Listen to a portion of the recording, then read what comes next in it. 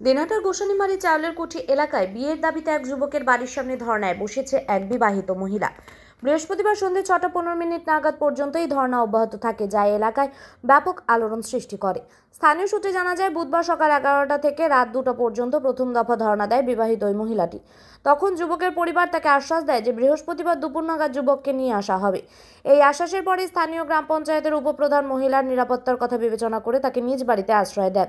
কিন্তু বৃহস্পতিবার দুপুর থেকে বিবাহিত মহিলা আবারও ধর্নায় বসেন। এদিকে যুবক ও তার পরিবারের সদস্যরা বাড়িতে তালা লাগিয়ে এক প্রকার আত্মগোপনে চলে যান। দুপুর থেকে সন্ধ্যা পর্যন্ত ধর্না চললেও কোনো সমাধান মেলেনি। খবর পেয়ে ঘটনাস্থলে পৌঁছান স্থানীয় জেলা পরিষদ সদস্য শ্রাবণী ঝা। তিনি ধর্নারত মহিলার সঙ্গে কথা বলে পুরো বিষয়টি জানতে চান। এরপর প্রেমিক যুবকের বাবার সঙ্গেও আলোচনা করেন, কিন্তু কোনো সুরাহা হয়নি।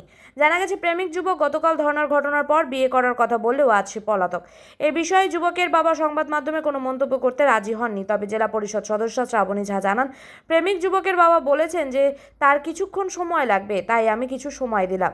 এরপরও যদি কোনো সুরাহা না হয় বা ওই মহিলা সুষ্ঠু বিচার না পায়, তবে দিনহাটা থানায় জানাবো। পুলিশ প্রশাসন যা সিদ্ধান্ত নেবে তাই করা হবে। উল্লেখ্য, ধর্নারত মহিলা বিবাহিত, কিন্তু বর্তমান স্বামীর সঙ্গে ডিভোর্স হয়েছে বলে জানা গেছে।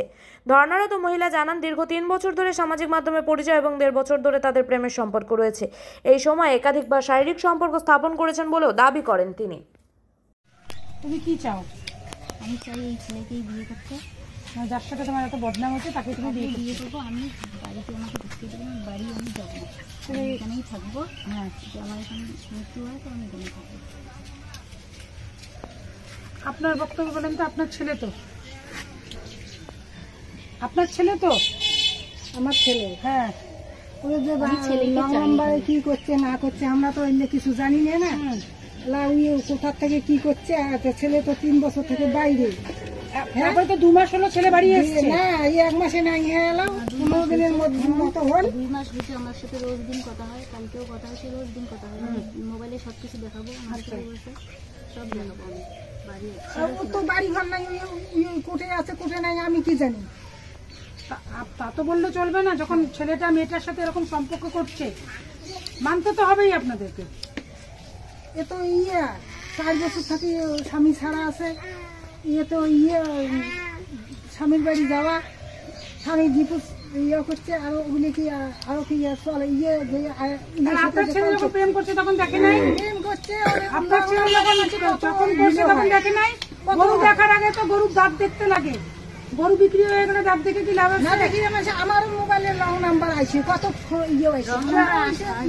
আপনার মোবাইলে রং নাম্বার আসার, আমার মোবাইলে রং নাম্বার আসার, ওর মোবাইলে রং নাম্বার যাওয়ার মধ্যে অনেক পার্থক্য আছে। নাই পার্থক্য নাই বলছি। তারপরেও বলছে আমার বিয়ের কথা বলছি, বলছে আমার কোনো প্রবলেম নেই, তোমাকে নিয়ে আমার কোনো প্রবলেম নেই, আমি তোমাকেই বিয়ে করবো।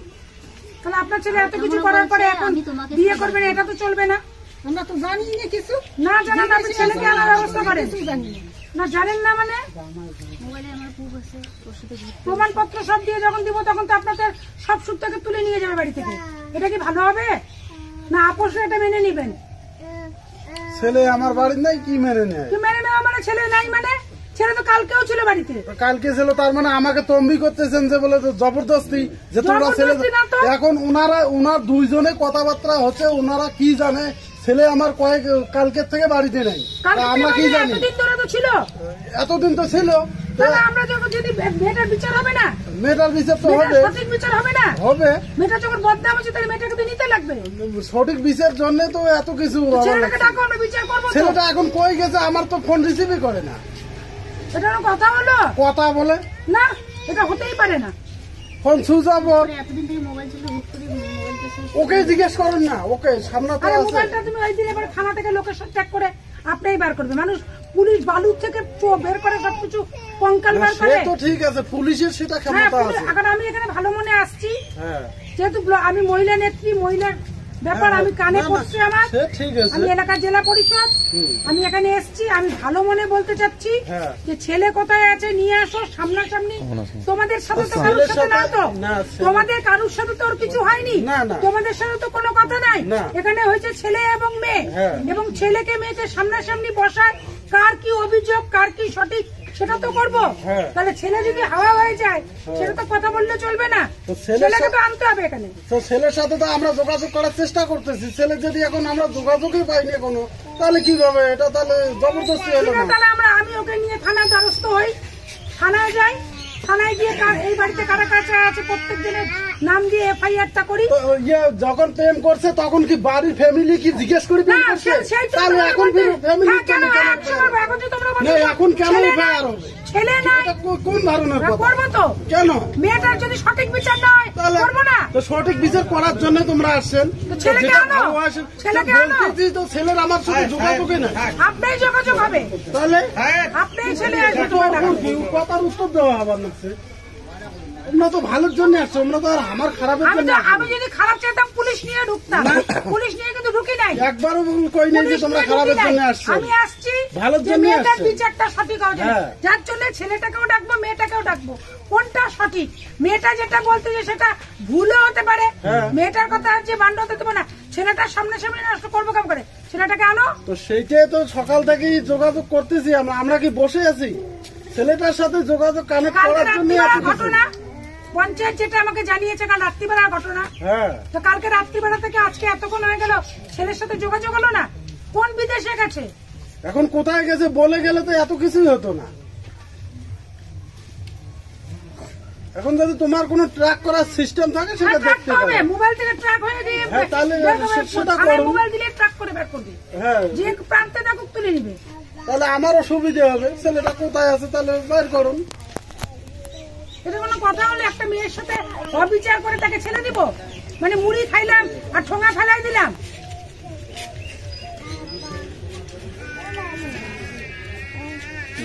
তুমি আমার সঠিক বিচার চাচ্ছ তো? তুমি কালকে কখন আসছো এখানে?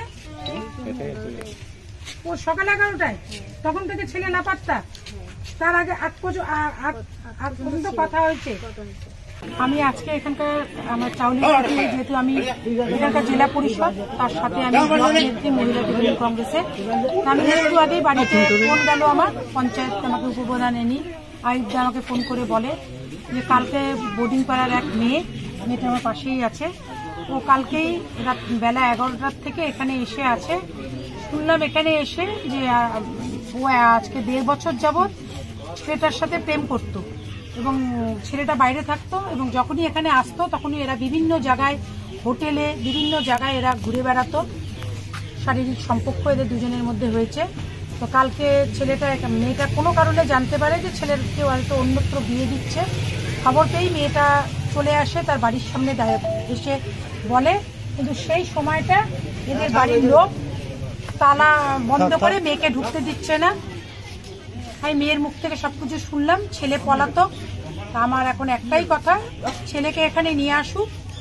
আমি ছেলেকে এখানে বসিয়ে ছেলে মেয়েকে নিয়ে একটা বিচার করতে চাই, সুবিচার, যাতে মেয়েটাও একটা সুবিচার পায়। আমি শুনতে চাই, কিন্তু এখনো পর্যন্ত তাদের বাড়ি থেকে, ছেলের বাড়ি থেকে কোনো রকম কোনো সহযোগিতা করছে না। তো আরেকটু পরে আমি প্রশাসনিক দিক দিয়ে যা যা করতে হয়, একটা মেয়ের পাশে দাঁড়াতে গেলে যা যা করতে হয়, MP MLA সবাইকে নিয়ে আমি প্রশাসনিকভাবে এবার করব। এতক্ষণ আমি মুখে বললাম, ভালোভাবে বললাম, কেন আমি এই এলাকার জেলা পরিষদ, তারা আমাকে ভোট দিয়ে আমি নির্বাচিত হয়েছি এই এলাকার থেকে। তো তাদেরকে এসে বললাম আমি তাদের শত্রু না, কিন্তু দেখলাম যে তাদের কোনো সহযোগিতা করার মানসিকতা নেই। বাড়িতে দেখুন তালা মেরে রেখে দিয়েছে, মেয়েটা বাইরে বসে আছে। তা এলাকার লোকও আছে এখানে, আমি এলাকার উপপ্রধান সাহেব এখানে আছে বসে। আমার একটাই কথা যে আরেকটু সময় দেখবো, প্রশাসনের দিকে আমি হাত বাড়িয়ে পুলিশ প্রশাসনের মাধ্যমে কি করে মেয়েটাকে এখানে ঢুকাতে হয়, কি কি করতে লাগে, ছেলেকে কোথায় আছে, সবকিছু বের করবো। আচ্ছা, ধন্যবাদ আপনাকে।